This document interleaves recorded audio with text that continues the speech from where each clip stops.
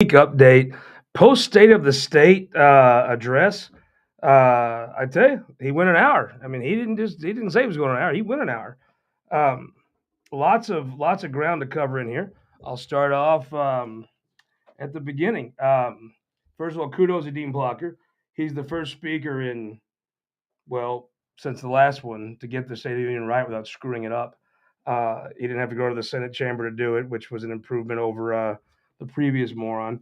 Um, State of the State notes started off with Lieutenant Governor. Goes through the whole group, and then the long introductions, and of uh, that's all the boring stuff. He bragged on the special session. He should peacock a little bit on that, right? Hard to imagine something coming out better than that did.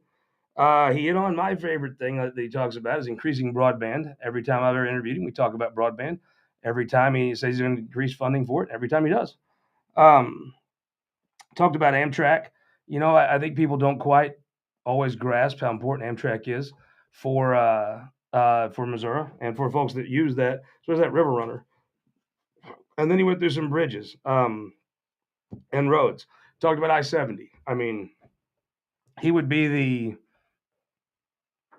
fifth governor to talk about the needed to put to 6-lane I-70. I personally am pessimistic that they get that done. MoDOT is doing a really interesting project. I think it'll tell you a lot about the future of 70. There's two things for MoDOT and funding and the relationship with the public and the General Assembly. The 6370 interchange is maybe the worst interchange I've ever seen. I have no idea how. I get it that the roads just grew and Columbia grew and the property was so expensive, but it's just not. I'm not an engineer. I'm sure there must be many, many, many challenging issues with intersections because that intersection is just rough. Uh, and I think they're redoing it now. So how they redo it and how that would accommodate a 6-lane, I mean, that's gonna be some of the most expensive real estate you have to acquire to 6-lane 70. Would be right there at that interchange. Been one of the busiest interchanges in the state. That's interesting to me to see how the end result of that project. Like, I'll tell you some things about the future of I-70, whether it gets 6-lane or not. um, then you got Warren Erdman and Brian Treese, two top people going on the Highway Commission. Highway Commission is currently suing the legislature. I don't know. Some folks will tell you it's over them wanting to fund bike paths or some of this wasteful stuff. It's not really MoDOT road building. Other folks will tell you their stuff. Dan Hageman had some issues, and again, if Dan Hageman has a problem with you, it's probably you. Try just figure that.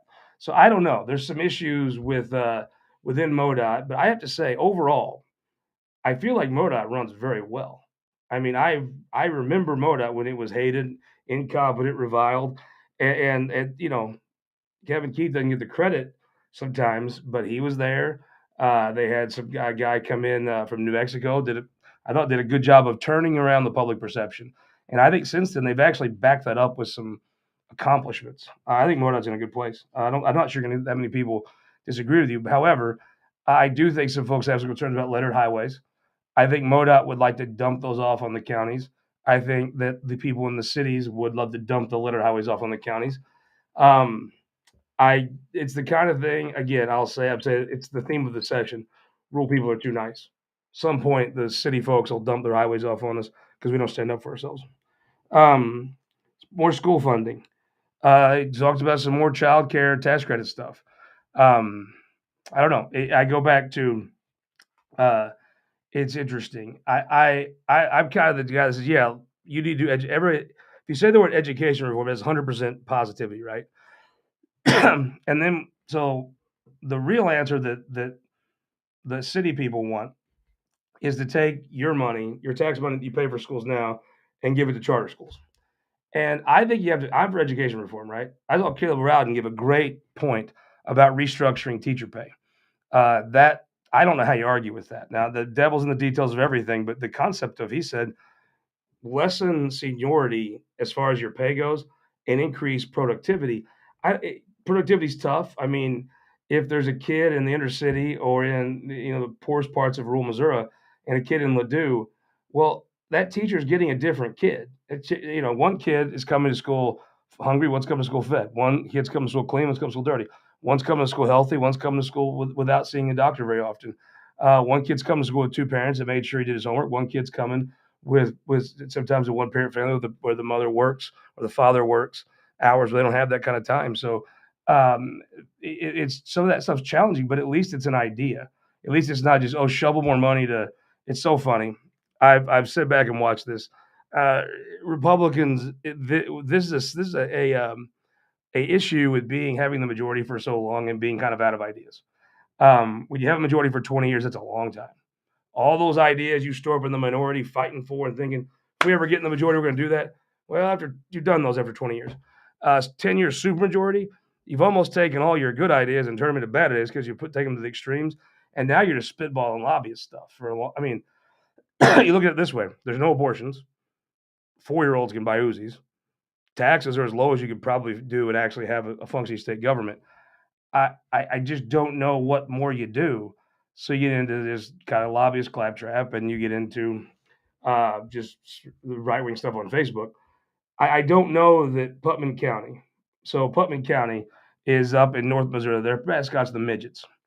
If you ask a suburban Republican, the midgets are very woke, very, very woke, crazy, transvestite recruiting, grooming, insanely racist, critical race theory people.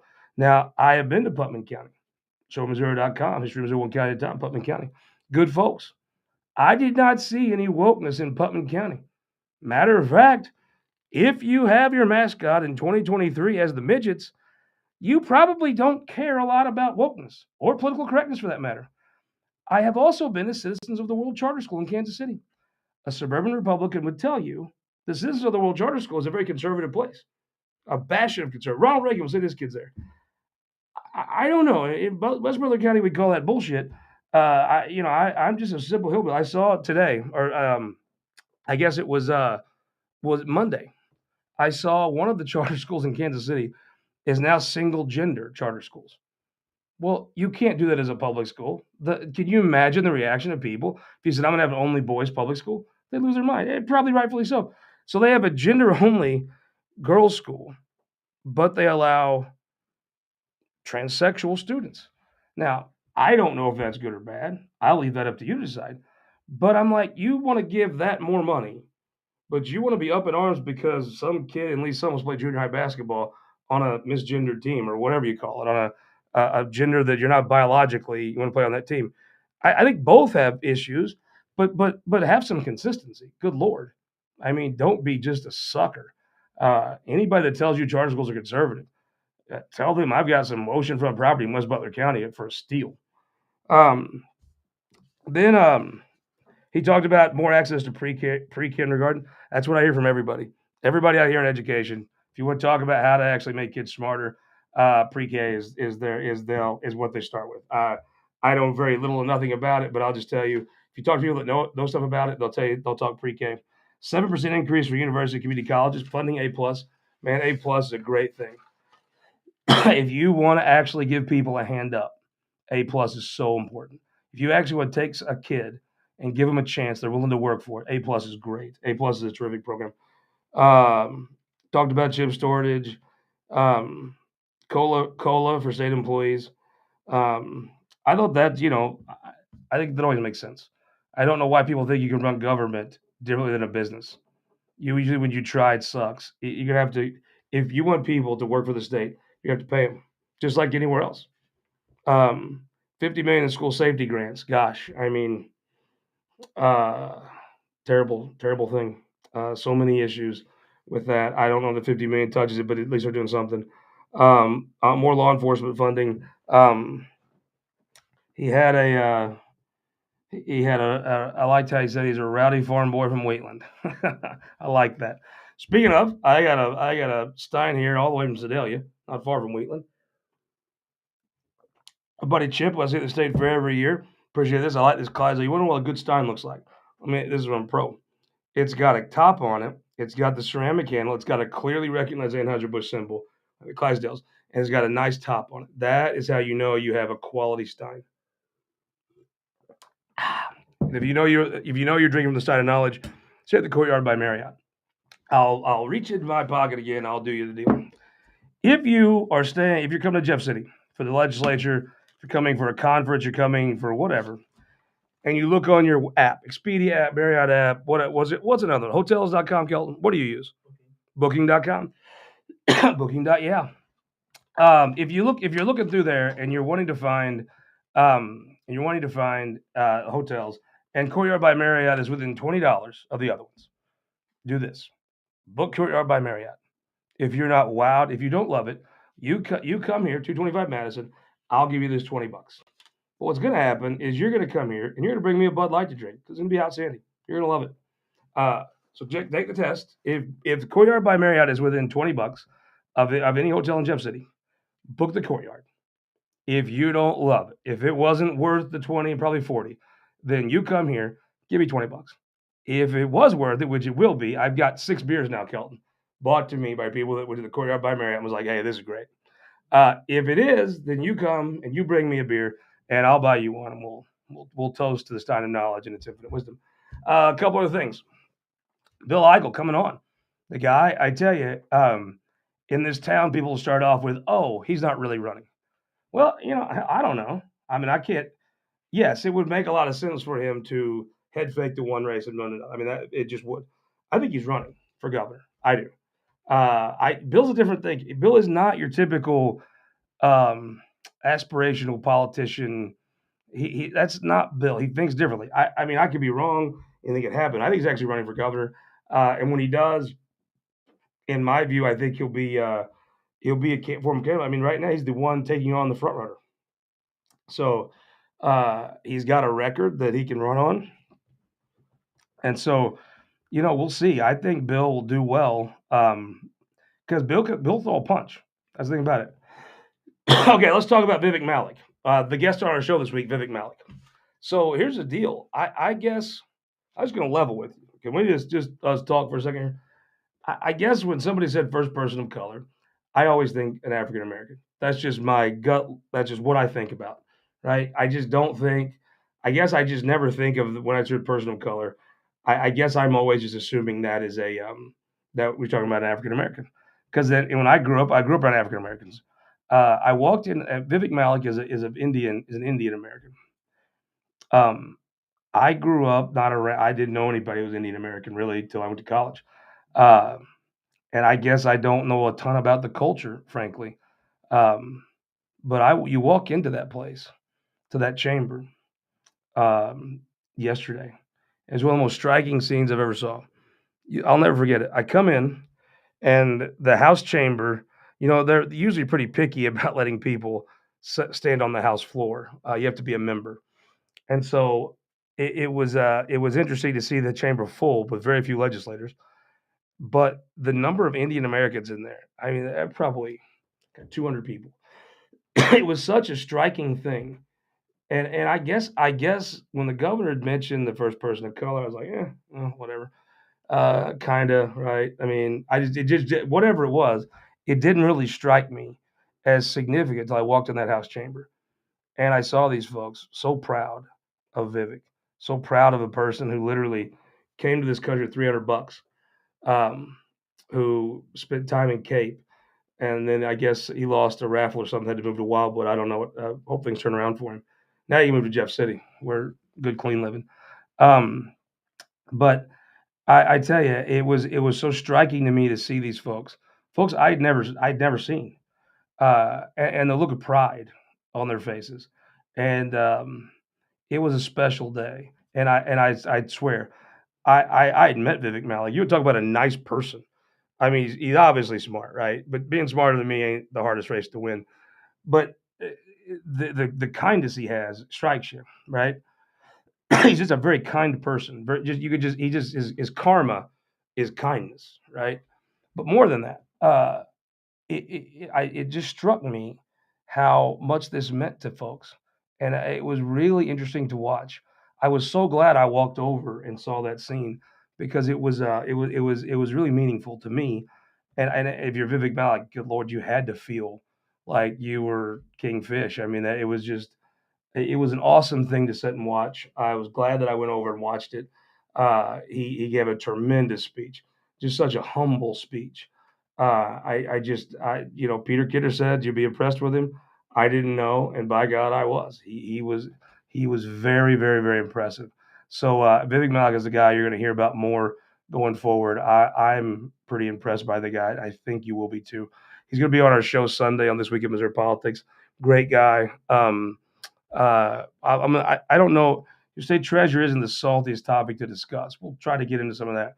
But I think the more interesting that you're going to get is his story. The guy's story is amazing. I mean, I tell you, the governor is two appointments. I mean, previously he picked folks that Mike Keogh's story is incredible. Frankly, as this campaign unfolds, I don't know that he talks about it much, but I mean, a guy. I don't know how public he is, but I think his father left when he was a young kid. It's a very large family, and these folks grew up relying on each other. Mike Keogh's obviously extremely successful businessman. Schmidt, Fitzpatrick, the Keogh, those three picks were kind of traditional political picks with backgrounds. Picking a war hero and a first generation immigrant who came here with nothing and is now very successful. The governor picked folks with some two Missourians with some incredible stories that I think is gonna be fun to get to talk about and know. I know Andrew doesn't. There's two. When you're in the media, uh, you'll get what I'm saying. Just being a consumer of media, there's two types of people that serve in the military that get into politics. The ones that knock you down to tell you every single thing about it and never not talk about their service, and they usually did not do a whole lot. And then there's the ones that don't talk much about it. That I have heard the story from people in the service about some of the things Andrew Bailey saw, and he doesn't talk about them. Stephen Weber is another person who now I've not talked to people in the service, but I know people that know Stephen Weber, and he saw some things that were very awful, things I couldn't. I mean, he's more of a man than me, and he doesn't talk about them.